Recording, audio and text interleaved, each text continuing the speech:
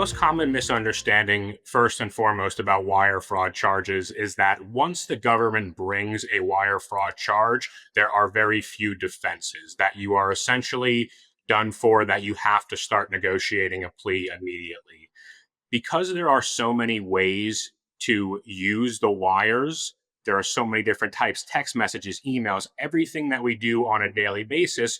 This is one element of the crime. So people say, oh, I sent an email, I'm charged with wire fraud, they've got me. But there are other elements there. And the one element of wire fraud that is a very large focus and maybe the most common, I don't know if I would say misconception, but the one that is overlooked the most is the intent to defraud.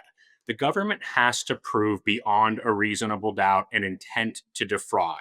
So it's not just that someone sent an electronic communication across state lines or international boundaries that caused somebody to depart or deprive them some sort of material loss or property. There has to be an actual knowing intent to do so. And there are many defenses to that. So a lot of times people with wire fraud feel like once the charge comes, they're out of luck because, yes, they did send this text message and the government is calling it illegal. But there are several defenses to wire fraud, including good faith, mistake of fact, and lack of intent, non materiality of the actual conduct itself or the goal of the conduct. So I think people too often forget that there are various defenses to wire fraud, and that because it's wire fraud and because you're looking at 20 years and because they hear it all over the news,